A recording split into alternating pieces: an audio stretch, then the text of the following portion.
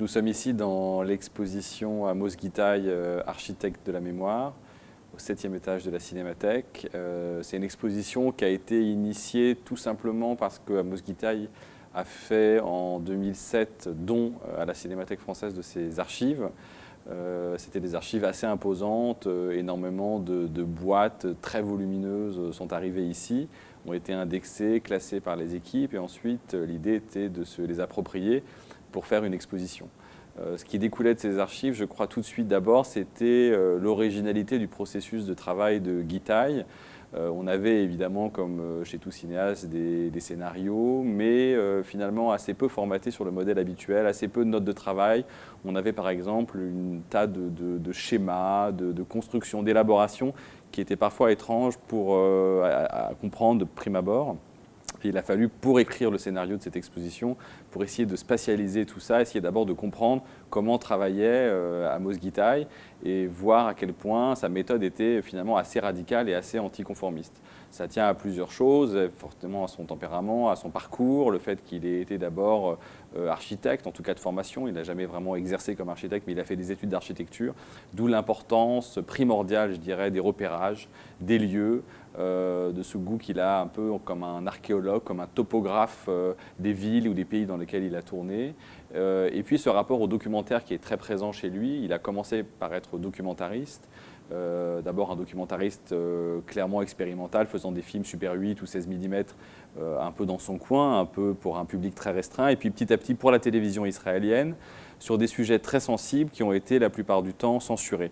Je pense au film House, La Maison, ou au film Journal de campagne, qui a été fait au moment de l'invasion israélienne au sud Liban, qui sont des films qui remettent un peu en question l'histoire officielle d'Israël, qui sont des prises de position politiques assez dures, où ils filment la réalité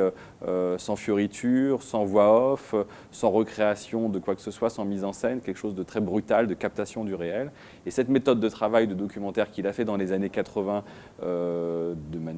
naturelle pour ces films-là, il l'a en quelque sorte réadapté et réutilisé dans les années 90 et 2000 pour des films de fiction. Et c'est comme si cette méthode de documentaire continuait de transparaître et de se transformer pour des films de fiction. Et ça en fait quelque chose de très particulier, ce qui fait qu'il a fallu un peu d'abord mettre de l'ordre dans la méthodologie du cinéaste pour ensuite créer cette exposition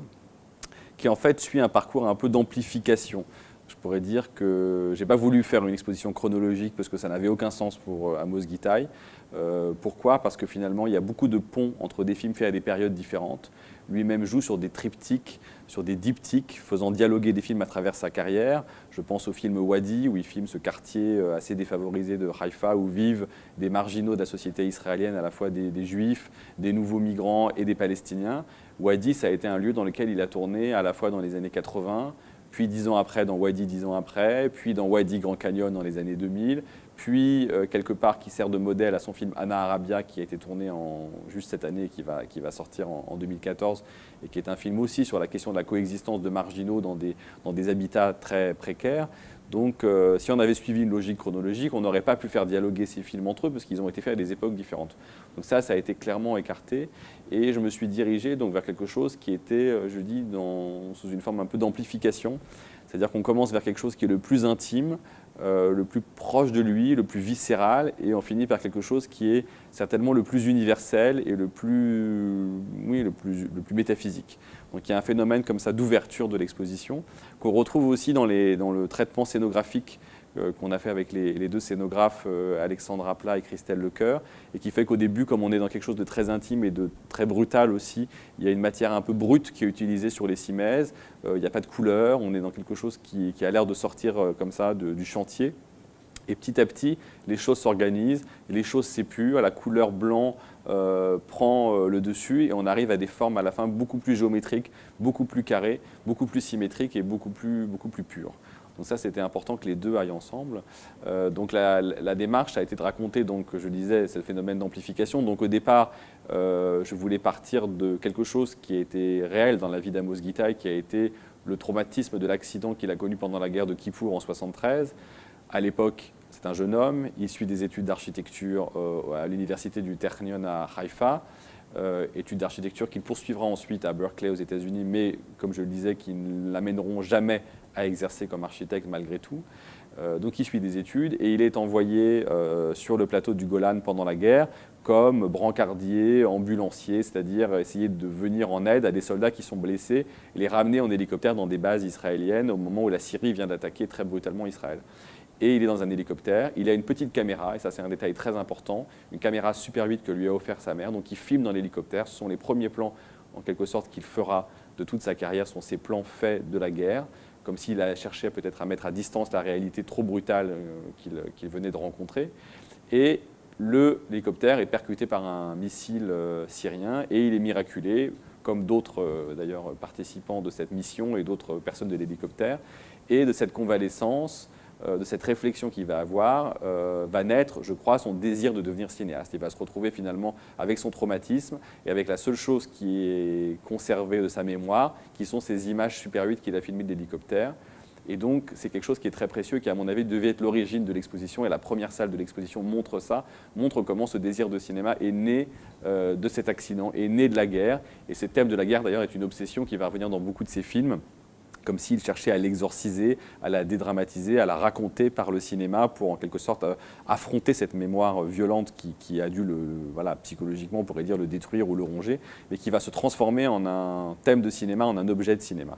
Mais il faut attendre très tard en fait, pour qu'il traite directement de cet accident. Il faut attendre le film Kippour en l'an 2000, où là il va véritablement raconter cette histoire de sa vie, avec des acteurs qui vont jouer les rôles des coéquipiers de l'hélicoptère, mais aussi un acteur, Liron Levo, qui va jouer son propre rôle. C'est un film, et je crois le seul film biographique, autobiographique, complètement collé à la réalité, un peu traduit, un peu trahi par la fiction, mais malgré tout très proche de la réalité. Et donc, dans cette première partie de l'exposition, je vais traiter à la fois tout de suite de cette dualité de la réalité et de la fiction. On va traiter ensemble de l'accident réel de 73 et du film de 2000 qui est une recréation par le cinéma. Et les deux vont s'imbriquer. On est déjà dans quelque chose où ces deux tensions sont mélangées. Je ne sépare pas les deux parce que chez Guitaille, c'est impossible de séparer la mémoire réelle de la mémoire fictive. Et donc cette première salle va, autour du noyau de l'accident, raconter ce baptême, en quelque sorte, aussi violent soit-il.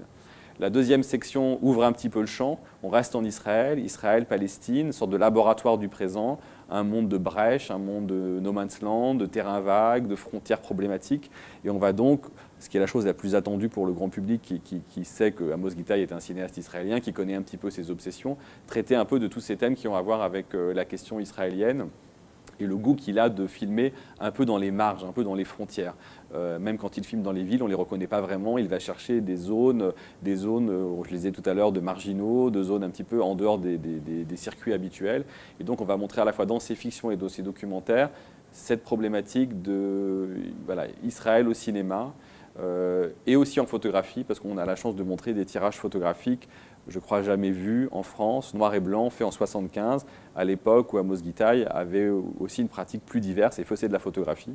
et des photographies qui ont aussi à voir avec ce thème de l'habitacle vernaculaire, de l'habitacle des marginaux, de l'habitacle des grandes villes, en marge des grandes villes, de l'architecture moderniste, contre l'architecture un peu archaïque des gens qui sont en Israël aussi. Donc on a un panorama, je crois, assez diversifié d'Israël, et à la fois avec l'attachement qu'il a pour ce pays et aussi la violence qui s'en dégage et le conflit, cet éternel conflit qui hante ses films, le conflit entre Israël et les Palestiniens, et la parole qu'il a su donner sans cesse aussi à des acteurs palestiniens, on le retrouve dans cette partie. Donc la troisième partie, on ouvre encore le champ, c'est-à-dire que là on sort d'Israël, même si les problématiques israéliennes et palestiniennes sont assez obsédantes pour Amos Guitaï et que les thèmes locaux, les histoires, les mythologies vont être sans cesse réinterprétés, mais sur des terrains, sur des territoires qui ne sont pas forcément uniquement Israël-Palestine, mais qui sont le monde entier. Et c'est vrai qu'Amos Guitaï, on l'oublie souvent, est quelque part un citoyen du monde. Je ne dirais pas un nomade, parce qu'il y a toujours ce centre de gravité qui est Israël et la Palestine, mais quelqu'un qui a énormément voyagé et qui a aussi, à travers ses fictions et ses documentaires, beaucoup filmé à travers le monde, que ce soit Bangkok, Bahreïn, comme le dit le titre, en Thaïlande et dans les Émirats arabes, que ce soit Le Golem en URSS, American Mythology, qui est un documentaire assez radical sur la question des médias et de la spectacularisation de la politique aux États-Unis, que ce soit Golem, l'esprit de l'exil, qui est un film sur la question question de l'immigration, mais situé à Paris dans les années 90 et où on voit le Paris des quartiers pauvres, le Paris des immigrés, et il fait interpréter par différents acteurs de différents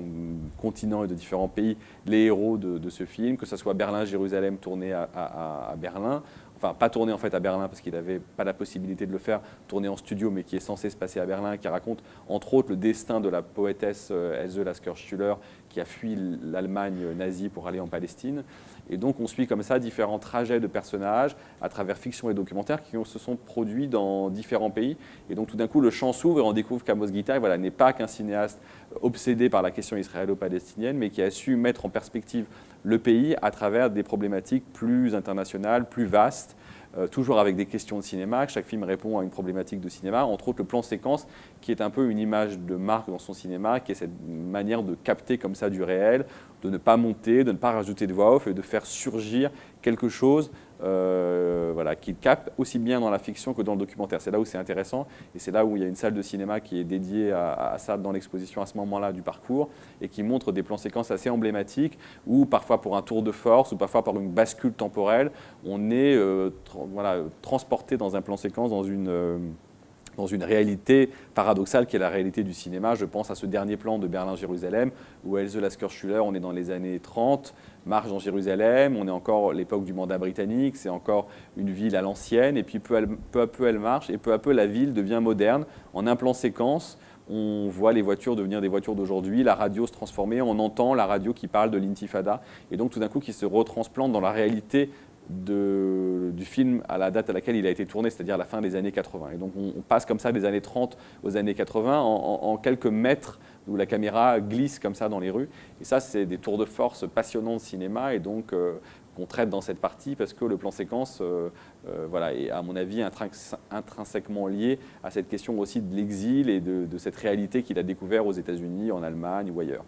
Et une dernière partie que je voulais, du coup, comme je l'ai expliqué, plus universelle, encore plus vaste que le monde lui-même. Avec la troisième partie, on était déjà dans le monde entier. Là, on est un peu au-delà, dans quelque chose que j'ai appelé mythologie, et qui est le Amos Gitaï, un petit peu métaphysique, universel, qui s'est,